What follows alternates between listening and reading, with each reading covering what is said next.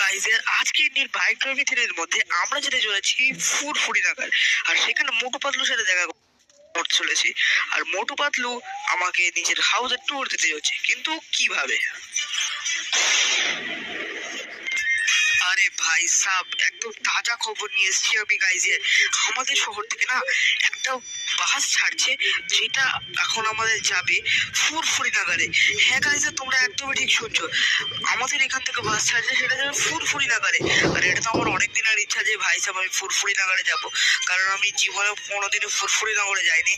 আর ফুরফুরিনগরে থাকে মোটু পাতলু, যেমনটা তোমরা জানো। আর সেই জন্য আমি মোটু পাতলুর সাথে দেখা করতেই ফুরফুরিনগরে যাব। এবং দেখতে পাচ্ছ জুরাসিক পার্কের পাশে বাসটি দাঁড়িয়ে আছে, এবং শুনতে পাচ্ছ নিশ্চয়ই যে ফুরফুরিনগরে যাওয়ার কথা বলছে এই কন্ডাক্টর। তো গাইজ দেখো ছিলে ছিলে বলছে, তো ছিলে ছিলে বলার দরকার নেই, আমি এর কাছ থেকে চলো বাসের টিকিটটা কিনে নিই, কারণ আমি ফুরফুরিনগরে যেতে চাই গাইজ। সেই জন্য তাতে সকাল সকাল না খেয়ে দিয়ে এখানে চলে আসা। তো ভাই সাহেব এখন আমি ফুরফুরিনগরে যাওয়ার টিকিটটা কিনে নিয়েছি, আর এখন চলো আমি বাসের মধ্যে উঠে বসি। আর ভাই সাহেব দেখো, এত সাত সকালে তাও বাসের মধ্যে কত ভিড় ভাই সাহেব। সবাই ফুরফুরিনগরে যেতে চায়, আর সেই জন্য সবাই তাড়াতাড়ি করে উঠে পড়েছে, কারণ এই বাস আর কিছুক্ষণের মধ্যে চলে যাবে। আর এই বাসটা না বছরে একবারই আসে ভাই সাহেব, সেই জন্য সবাই যেতে যাচ্ছে ফুরফুরিনগরে, আর কেউ দেরি করতে চাইছে না। তো আমি একটা কাজ করি, পিছনের সিটে বসে পড়ি, কারণ পিছনের সিটে বসে ভালো ভিউ পাওয়া যায়, আর সব আমরা দেখতে দেখতে যাবো। তো গাইজ চলো, এখন আমি বসে পড়েছি, আর বাসও ছেড়ে দিয়েছে। আর এখন এটা যাচ্ছে এই পুলিশ স্টেশনের পাশ দিয়ে, আমার বাড়ির সামনে দিয়ে ভাই সাহেব। এখান দিয়ে ফুরফুরিনগরে যাওয়া যায় আমি জানতাম না ভাই সাহেব, জানলে তো আমি কবেই চলে যেতাম একা একা ফুরফুরিনগরে। আর গাইজের এই দেখো বাসওয়ালা কি ড্রাইভিং দেখাচ্ছে, পুলিশ স্টেশনটা যেই পেরিয়ে গেল, এই দেখো বাসের স্পিড কত বাড়িয়ে দিয়েছে ভাই সাহেব। আর দেখো রাস্তা থাকতে মাঠের উপর দিয়ে নিয়ে যাচ্ছে, এখানে মাঠ বলে নাকি রাস্তার পাশে, যাই হোক কিছু একটা, ওর উপর দিয়ে নিয়ে যাচ্ছে ভাই সাহেব। পুলিশ দেখতে পেলে না একদম পেদাবে ধরে রেখে ভাই সাহেব। তো যাই হোক গাইজ, আর এখন চলো আমরা যাচ্ছি ফুরফুরিনগরের দিকে। আর এই রাস্তা দিয়ে ফুরফুরিনগরে যাওয়া যায় আমি জানতাম না ভাই সাহেব। তো এখন আমি ভালো করে দেখে নিই, যাতে আমি পরবর্তীকালে ফুরফুরিনগরে একা একাই যেতে পারি। আরে ভাই সাহেব, এই মরুভূমির মতো জায়গায় কোথা থেকে নিয়ে চলে এসলো ভাই সাহেব এই বাস ড্রাইভার আমাদের। ভাই সাহেব ডেজার্ট এলাকা পেরোতে হয় নাকি ফুরফুরিনগরে যেতে গেলে, জানি না ভাই সাহেব, কিন্তু এখনো দেখছি বাসওয়ালা আমাদের এখান থেকে নিয়ে যাচ্ছে। আরে আরে এর উপরে চলছে কেন? আরে মারবে নাকি আমাদের ভাই সাহেব? আরে ও ভাই সাহেব, এটা কি এটা কি করছে ভাই সাহেব? আরে ভাই সাহেব মারবে নাকি আমাদের? এটা কি হচ্ছে কি ভাই সাহেব?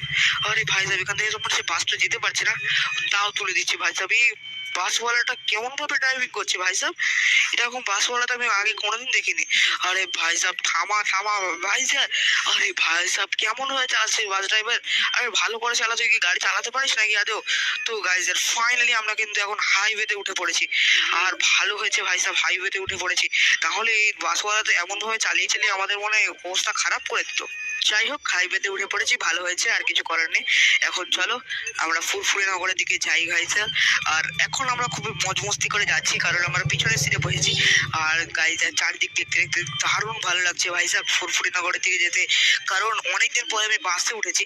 আর আজকে আমি যাচ্ছি ফুরফুরিনগরে, তাও আবার, তো মজা তো হওয়ারই কথা ভাই সাহেব। তো অল রাইট গাইজ, আমাদের বাস কিন্তু পৌঁছে গেছে ফুরফুরিনগরে। আর এই বড়পানা ব্রিজের মতো যাই হোক কিছু একটা আছে, এটা পেরোলেই আমরা চলে যাব ফুরফুরিনগরে। তো গাইজ চলো, আমার তো আর তর্স হয়েছে না ভাই সাহেব। আর এই দেখো আমরা ঢুকে পড়েছি ফুরফুরিনগরের মধ্যে, আমি এখনো ঢুকতে পারিনি। ওই দেখো তোমরা দেখতে পাচ্ছ, ওই দেখো ভাই সামনে লেখা আছে ফুরফুরিনগর, হিন্দিতে লেখা আছে। তো গাইজ আর এখন চলো, আমাদের বাস যাচ্ছে ফুরফুরিনগরের দিকে। ভাই সাহেব আমার দারুণ আনন্দ হচ্ছে, ফুরফুরিনগরে আমি জীবনে প্রথমবার আসছি ভাই সাহেব। আর মারাত্মক গাইজ, আর টিভিতে এতদিন দেখে এসেছিলাম, আর সেই টিভিতে দেখা জিনিসে যদি এখন আমি সত্যি সত্যি চাই ভাই সাহেব, কেমন ভালো লাগে বলো তো ভাই সাহেব, সেই লাগছে আমার। তো চলো গাইজ, আর বাস কিন্তু এখন থেমে গেছে, আর এখন চলো আমি যাই। আরে ভাই সাহেব সামনে তো দেখছি চাওয়ালা, চায়ের দোকান ভাই সাহেব, এই যে চাওয়ালা, ওই সিঙ্গারা যে বিক্রি করে, আর মোটু পাতলু যার কাছ থেকে সিঙ্গারা টিঙ্গারা খায় ভাই সাহেব, চলো ওর কাছে একটু জিজ্ঞেস করি যে মোটু পাতলুর ব্যাপারে। তো গাইজ আর এখন একে আমি জিজ্ঞেস করি চলো।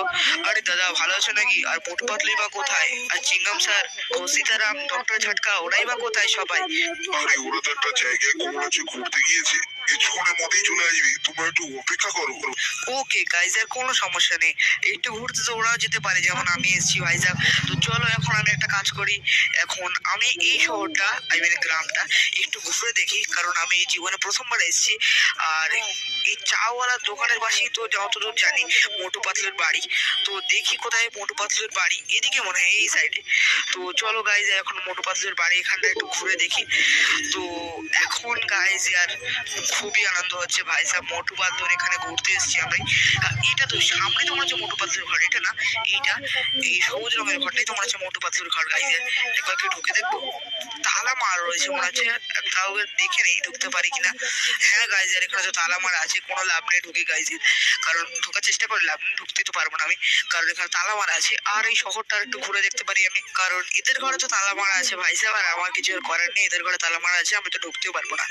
আরে তেরি গাইজ, আর এই শহরটা তো দারুণ মস্ত।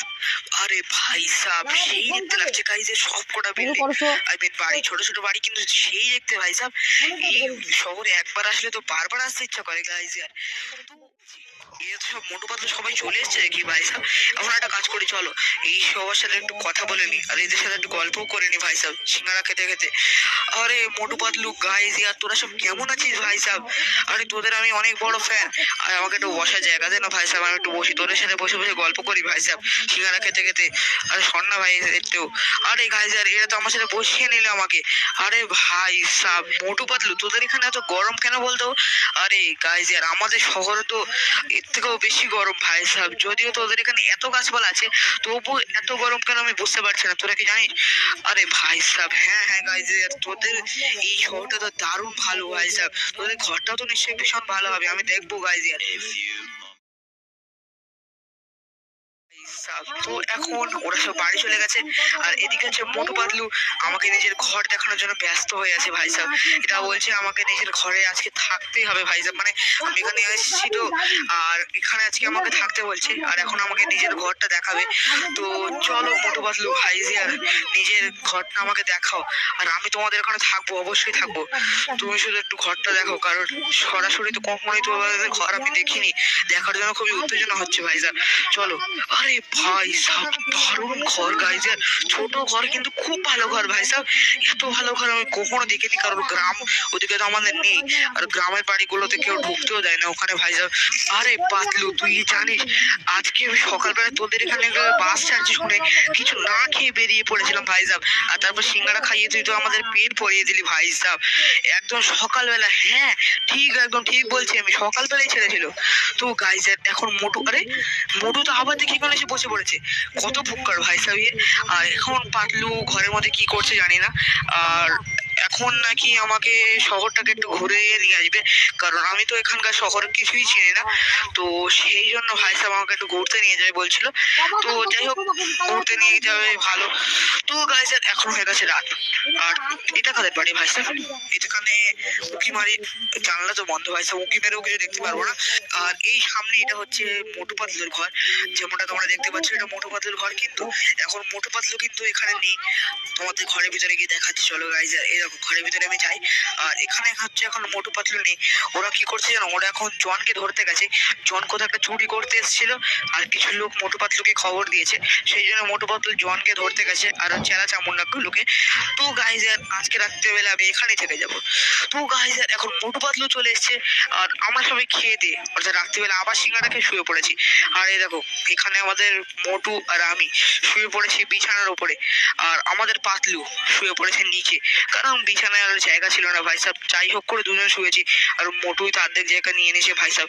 তো যাই হোক কিছু করার নেই, কষ্ট মষ্ট করে আজকে রাতটা থাকি। আর হ্যাঁ গাইজ তোমরা যদি চাও আমি এই সিরিজের আরো কয়েকটা পার্ট বানাই, তাহলে কমেন্ট করো, আমি অবশ্যই বানিয়ে দেবো।